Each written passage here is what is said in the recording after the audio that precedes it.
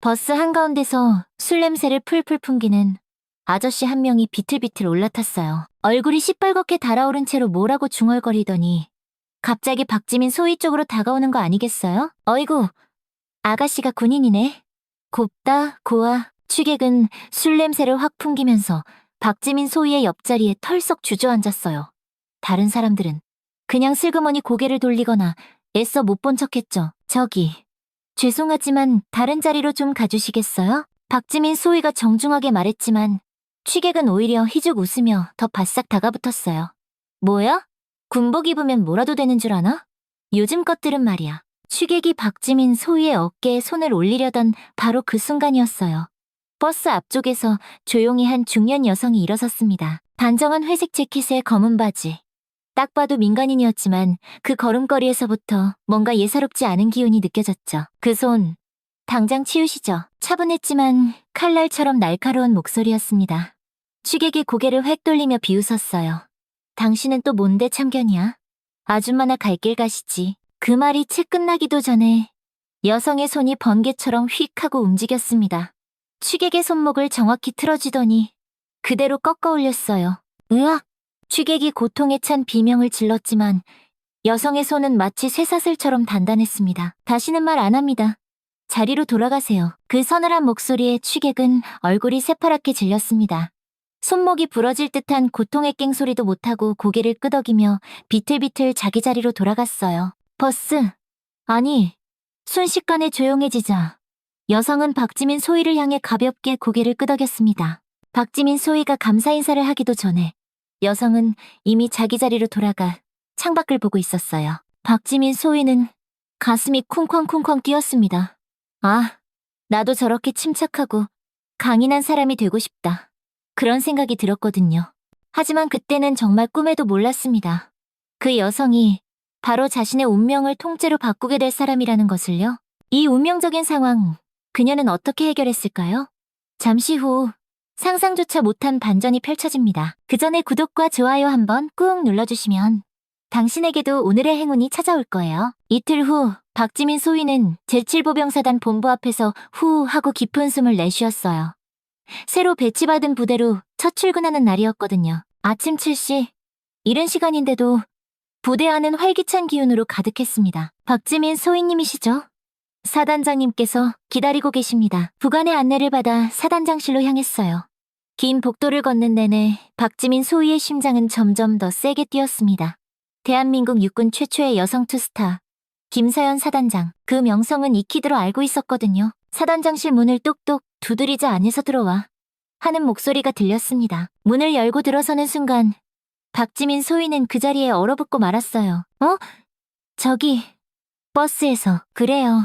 또 보네요. 김서연 사단장이 의자에서 일어서며 따뜻하게 미소 지었습니다.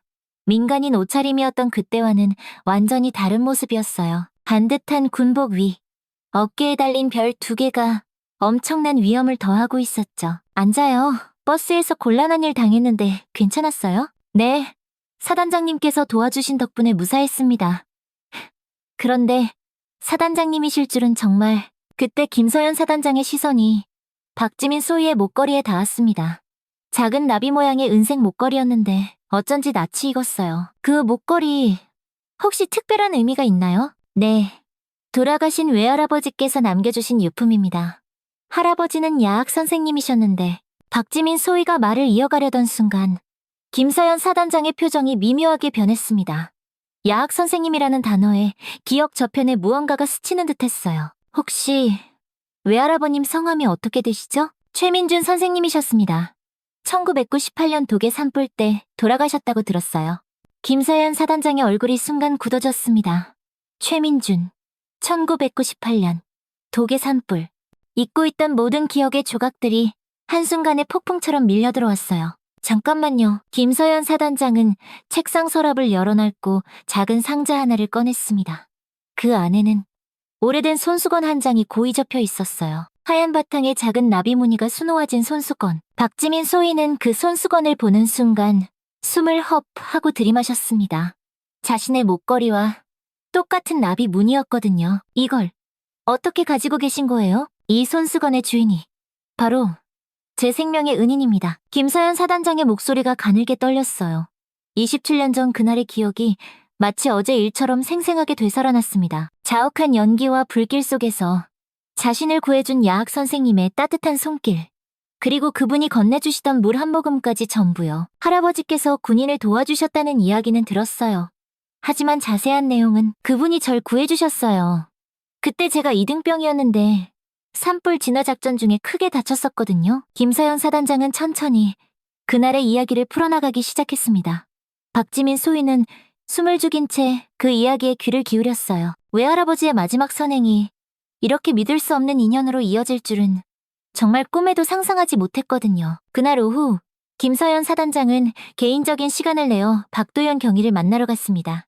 경찰청 특수수사대가 있는 건물은 분주한 오후의 활기로 가득했어요. 수사관들이 바쁘게 오가는 복도를 지나며 김서연 사단장은 애써 마음을 가다듬었습니다. 처음 뵙겠습니다. 제7보병사단장 김서연입니다. 박도연입니다. 갑작스럽게 연락을 주셔서 조금 놀랐습니다. 박도연 경위는 차분하면서도 예리한 인상을 가진 남자였어요. 베테랑 수사관다운 침착함이 느껴졌죠. 그의 사무실 한쪽 벽에는 여러 사건 자료들이 빽빽하게 정리되어 있었고 책상 위에는 가족사진 한 장이 놓여 있었습니다. 지민이에게 이야기를 들어보니 아버님께서 과거에 군 관련 일을 하셨다고 들었습니다. 네, 아버지는 야학 선생님이셨는데 1998년도에 산불 때 돌아가셨습니다. 박도연 경위의 목소리에 잠깐 슬픔이 스쳤습니다. 김서연 사단장은 조심스럽게 손수건을 꺼내 보여주었어요. 혹시 이것을 보신 적이 있습니까? 이건 어머니가 수놓아 주신 손수건입니다. 아버지께서 항상 지니고 다니셨는데 어떻게 이걸 가지고 계신 겁니까? 박도연 경위의 표정이 놀라움으로 가득 찼습니다. 김서연 사단장은 천천히 그날의 일을 설명했어요. 산불 진화 작전 중 부상당한 자신을 최민준 선생님이 어떻게 구해주었는지, 그리고 이 손수건으로 상처를 감싸주었는지를요. 아버지께서 그런 일을. 박도연 경위는 잠시 말을 잇지 못했습니다. 아버지는 그 일에 대해 자세히 말씀하신 적이 없었어요. 그저 군인들을 돕다가 화상을 입으셨다고만 하셨죠. 최민준 선생님은 저를 숨겨주시고 밤새 치료해주셨습니다. 신분을 묻지도 않으시고 위험을 무릅쓰고 저를 도와주셨어요. 박도연 경위는 책상 서랍에서 낡은 일기장 한 권을 꺼냈어요. 아버지의 유품 중 하나였죠. 이 일기장에 아마 그날의 기록이 있을 겁니다. 한번 읽어보시겠습니까? 김서연 사단장이 일기장을 펼치자 최민준 선생님의 정성스러운 글씨가 눈에 들어왔습니다. 오늘 산에서 다친 젊은 군인을 만났다. 이등병이라는데 화상이 심해 일단 집으로 데려왔다. 아이가 너무 아파해서 보는 내내 마음이 아프다. 이런 위험한 일을 하는 군인들이 있기에 우리가 이렇게 안전하게 살 수 있는 것이겠지. 부디 빨리 나아서 무사히 부대로 돌아갔으면 좋겠다. 김서연 사단장의 눈가에 뜨거운 눈물이 맺혔습니다. 27년 전 그 따뜻했던 기억이 생생하게 되살아났어요. 선생님께서 저를 위해 이렇게까지. 아버지는 항상 그런 분이셨어요. 남을 돕는 걸 당연하게 여기셨죠. 그런데 그 일로 화상 후유증이 무척 심해지셨습니다. 박도연 경위의 목소리가 무겁게 가라앉았습니다. 아버지는 그 일 이후로 급격히 건강이 나빠지셔서 몇 년 못 가 세상을 떠나셨거든요. 제가 경찰이 된 것도 아버지의 영향이 큽니다. 아버지처럼 남을 지키는 일을 하고 싶었어요. 그리고 지민이도 같은 길을 택했군요. 두 사람은 잠시 조용히 앉아 있었습니다. 과거와 현재가 이렇게 기적처럼 만날 줄은 그 누구도 예상하지 못했던 일이었어요. 선한 영향력이라는 것이 세대를 넘어 어떻게 이어지는지를 두 눈으로 똑똑히 목격하고 있었죠. 며칠 후 김서연 사단장과 박지민 소위의 버스 사건이 지역 언론에 보도되었습니다. 여성 투스타 사단장의 의로운 시민 보호 활동이라는 제목의 기사였는데 생각보다 큰 화제가 되었어요.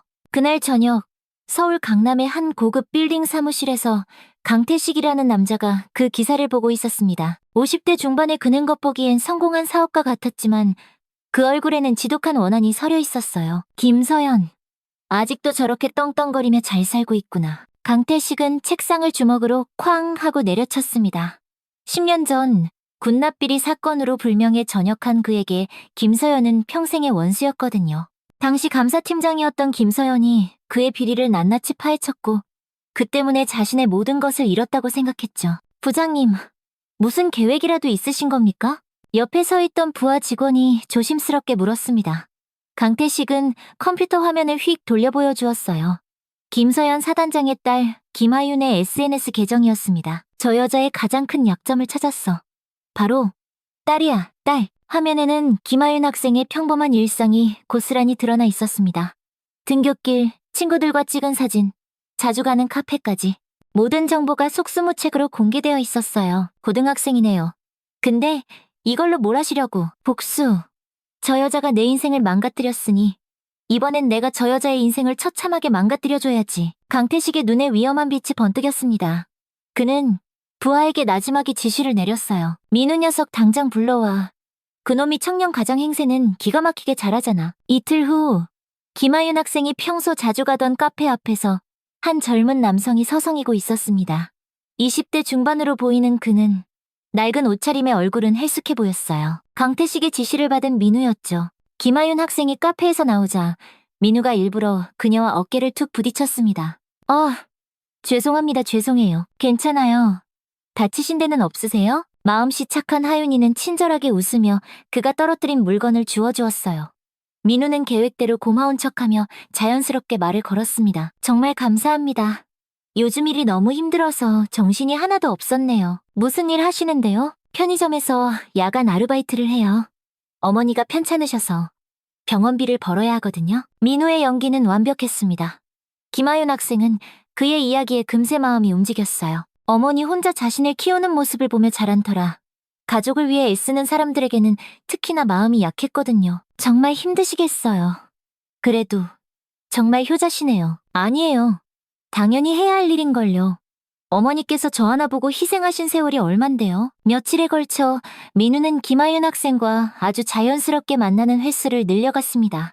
우연을 가장한 만남이 계속되자 하윤이는 점차 그를 믿고 마음을 열게 되었어요. 그러던 어느 날 민우에게서 다급한 연락이 왔습니다. 하윤아, 큰일 났어. 어머니가 갑자기 쓰러지셔서 병원에 와 계셔.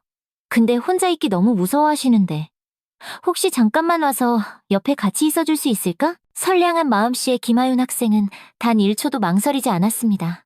그날이 바로 강태식이 파놓은 끔찍한 함정 속으로 들어가는 날이라는 것은 꿈에도 모른 채로요. 김하윤과 연락이 끊긴 지 벌써 6시간이 지났습니다.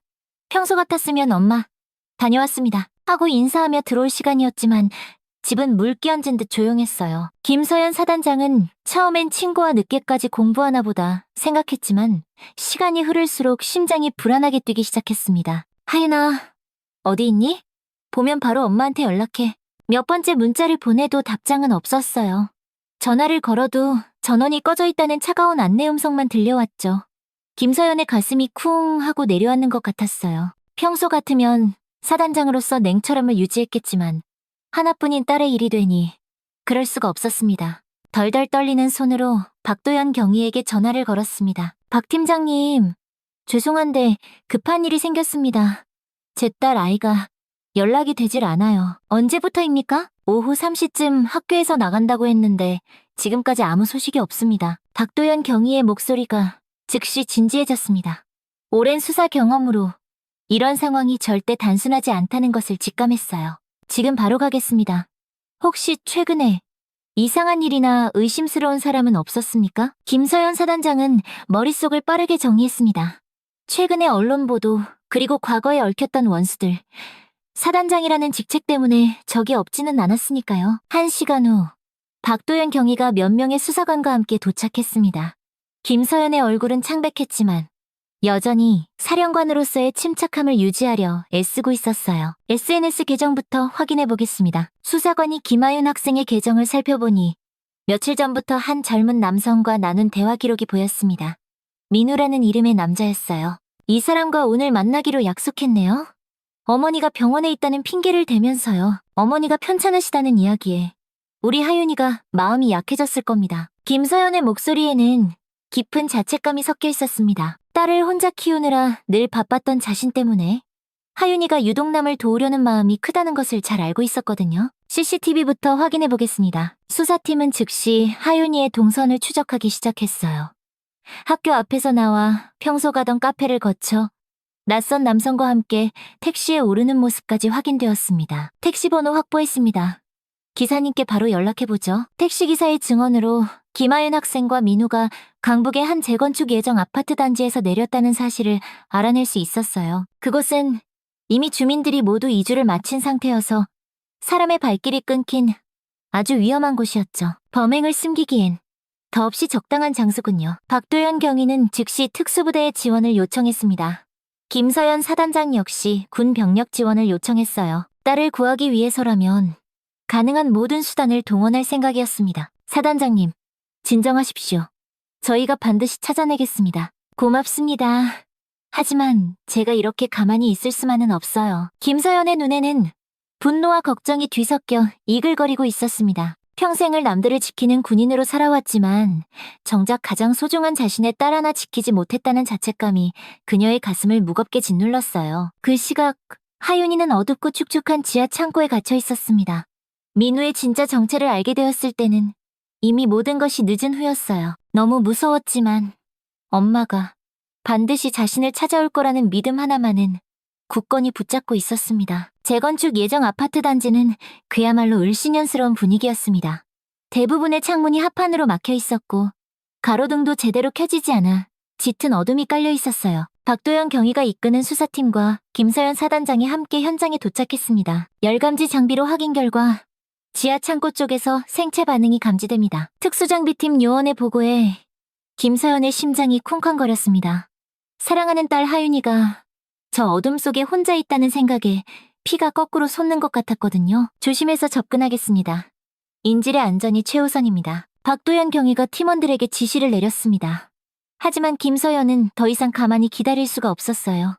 사단장으로서의 이성보다 엄마로서의 본능이 앞섰습니다. 바로 그때 김서연의 휴대폰이 엥 하고 울렸어요.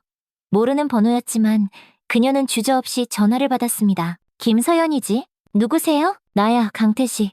기억 안 나? 김서연의 얼굴이 차갑게 굳어졌습니다. 10년 전 군납비리로 자신이 직접 전역시켰던 바로 그 남자였어요. 내 딸이 지금 내 손에 있어. 아주 예쁘더라 하윤이가. 당신 대체 뭘 원하는 거죠? 김서연의 목소리가 얼음장처럼 차가워졌습니다. 하지만 속으로는 분노가 용암처럼 끓어올랐어요. 간단해. 네가 10년 전에 날 망가뜨렸으니 이번엔 내가 널 망가뜨려주면 공평하잖아? 네 소중한 딸 목숨을 담보로 말이지. 강태식의 비열한 웃음소리가 전화기 너머로 섬뜩하게 들려왔습니다. 김서연은 주먹을 꽉 쥐었어요. 조건이 뭐죠? 언론에 네가 과거에 저질렀던 모든 비리를 직접 자백하는 거야. 그리고 사단장 자리에서 깨끗하게 물러나. 말도 안 되는 소리. 제가 언제 비리를 저질렀다는 겁니까? 그게 뭐가 중요해? 네가 그냥 인정하기만 하면 되는 건데. 안 그러면 네 딸 2번 다신 못 볼 줄 알아. 뚝! 전화가 끊겼습니다. 김서연은 분노로 온몸이 부들부들 떨렸어요. 하지만 딸의 안전이 무엇보다 가장 중요했습니다. 사단장님, 범인과 통화하신 겁니까? 박도영 경위가 다가와 물었습니다. 김서연은 방금 전의 상황을 설명했어요. 강태식, 그 이름 어디서 들어본 것 같은데요? 박도영 경위가 기억을 더듬었습니다. 과거 수사 자료철에서 본 적이 있는 이름이었어요. 10년 전 군납비리 사건의 핵심 관련자입니다. 당시 사단장님께서 감사팀장으로서 그를 직접 수사하셨다고 기록되어 있습니다. 그때 제가 법과 원칙에 따라 정당하게 수사했을 뿐인데 결국 이런 식으로 복수를 하겠다는 거군요. 김서연의 얼굴에 비장한 결의가 서렸습니다.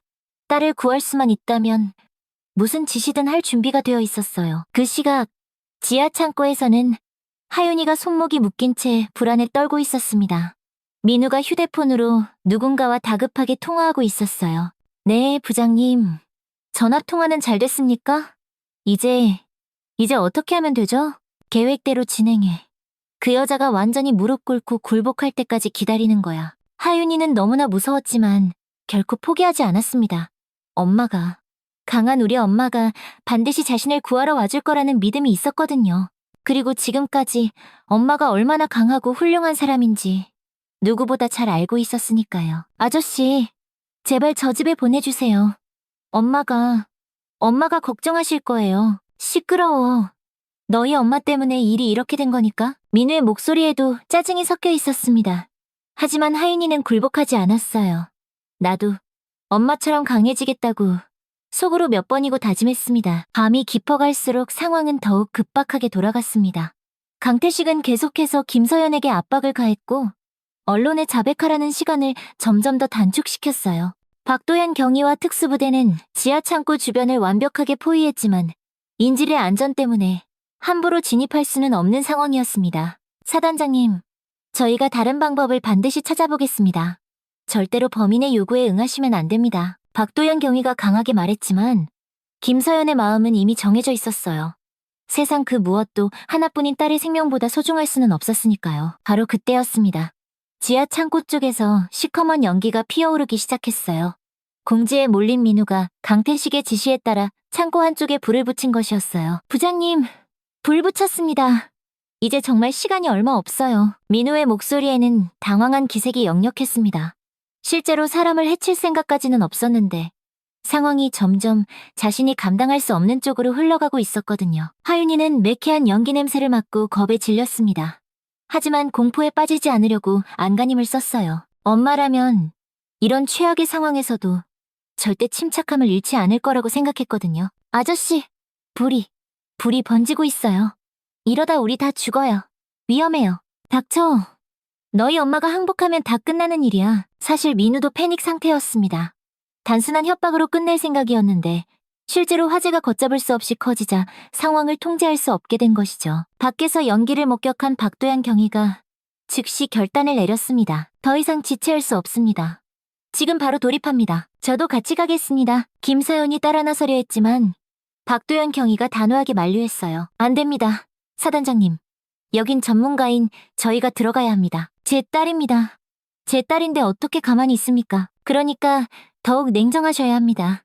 사단장님께서 감정적으로 행동하시면 하윤이가 더 위험해질 수 있습니다. 박도현 경위의 말에 김서연은 겨우 마음을 다잡았습니다.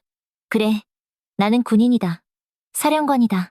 이성을 되찾으려 애썼어요. 박도현 경위는 방독면을 쓰고 연기가 자욱한 지하 창고 안으로 뛰어들어갔습니다.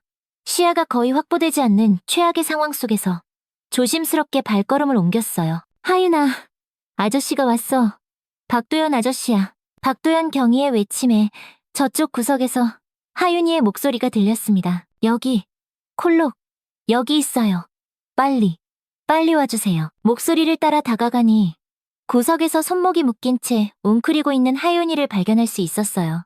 그리고 그 옆에서는 민우가 칼을 든 채 절망적인 표정으로 서 있었습니다. 오지마.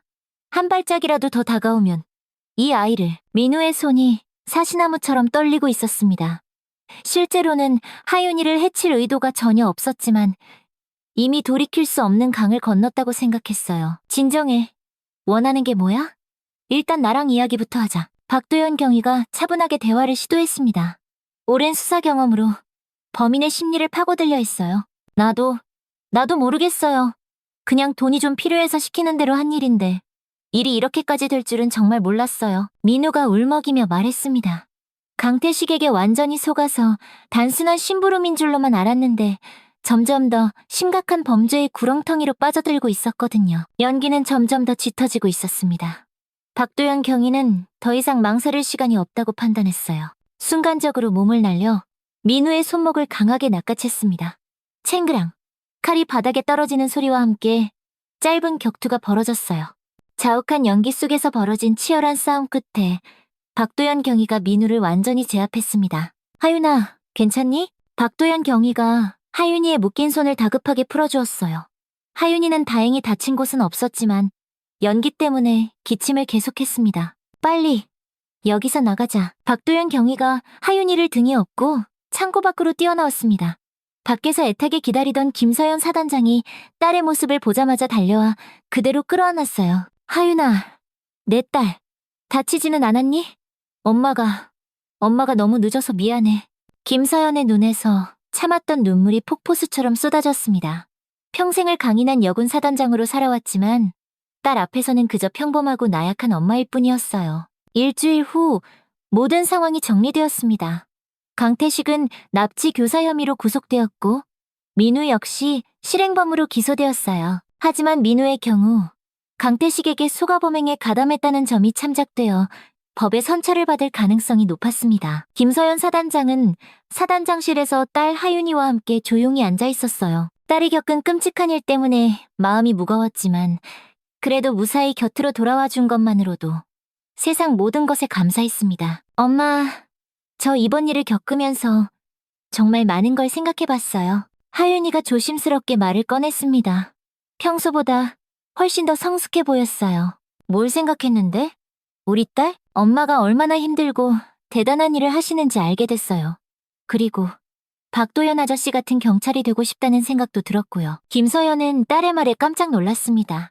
그동안 하윤이는 엄마의 직업에 대해 그다지 큰 관심을 보이지 않았었거든요. 경찰이 되고 싶다고? 네.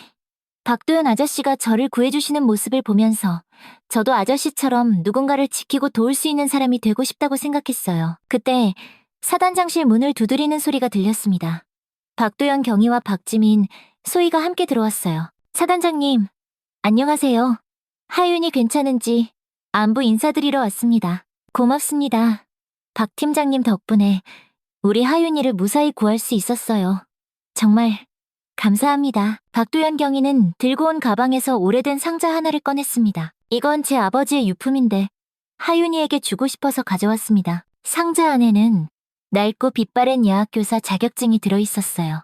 최민준 선생님이 평생을 가장 소중하게 간직했던 물건이었죠. 이걸 왜 저에게 주시는 거예요? 하윤이가 궁금해하며 물었습니다. 할아버지께서 평생 남을 가르치고 도우면서 사셨거든.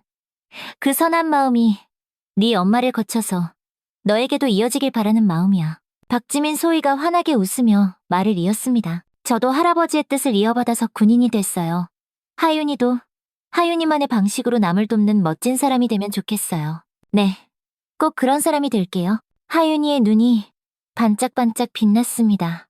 너무나 무섭고 끔찍한 경험이었지만 오히려 그 일을 통해 자신의 진로에 대한 확신을 갖게 된 것이었어요. 김서연은 그런 딸을 바라보며 가슴 벅찬 뿌듯함을 느꼈습니다. 혼자 힘으로 키우느라 늘 걱정이 많았는데 어느새 이렇게 속 깊고 성숙하게 자라준 딸이 너무나 고마웠어요. 그런데 사단장님, 버스에서 처음 만났을 때는 정말 상상도 못했어요. 우리가 이렇게까지 깊은 인연으로 엮여 있을 줄은요. 박지민 소희가 감회가 새로운 듯 말했습니다. 나도 마찬가지예요. 어쩌면 할아버지께서 하늘에서 이런 기적 같은 만남을 만들어주신 게 아닐까 싶어요. 김서연은 최민준 선생님을 떠올렸습니다. 27년 전 캄캄한 산불 속에서 자신을 구해준 그분의 선한 영향력이 수십 년의 세월을 뛰어넘어 지금까지 이어지고 있다는 사실이 기적처럼 느껴졌어요. 아버지께서도 하늘에서 무척 기뻐하실 것 같습니다. 자신이 위험을 무릅쓰고 도왔던 한 사람이 이렇게 훌륭하게 성장해서 또 다른 사람들을 지키는 일을 하고 있으니까요. 박도영 경위의 목소리에 자부심이 묻어났습니다. 아버지의 선한 행동이 결코 헛되지 않았다는 것을 두 눈으로 확인할 수 있었거든요. 해가 뉘엿뉘엿 저물어가는 시간, 네 사람은 나란히 창밖을 바라보며 앉아 있었습니다. 각자 다른 길을 걷고 있지만 모두 남을 위해 헌신하고 싶다는 마음은 하나로 똑같았어요. 최민준 선생님의 야학교사 정신이 김서연의 강인한 군인 정신으로, 박도연의 정의로운 경찰 정신으로, 그리고 박지민 소희와 김하윤 학생의 새로운 꿈으로 아름답게 이어지고 있었습니다. 선한 영향력은 이렇게 세대와 시간을 뛰어넘어 계속해서 전해지는 것이었죠. 할아버지께서 우리에게 남겨주신 가장 큰 유산은 이 낡은 자격증이 아니라 남을 도우려는 따뜻한 마음인 것 같아요. 하윤이의 말에 그 자리에 있던 모두가 조용히 고개를 끄덕였습니다. 진정한 유산은 결코 물질이 아니라 정신이라는 것을 이들은 온몸으로 보여주고 있었으니까요. 오늘의 이야기는 여기까지입니다. 영상 끝까지 함께해주신 여러분께 진심으로 감사드리며 오늘도 여러분의 하루에 작은 따뜻함 하나가 전해졌기를 바랍니다. 그 따뜻한 마음을 댓글로 함께 남겨보는 건 어떨까요? 댓글을 통해 서로의 온기를 나누었으면 합니다. 감사합니다.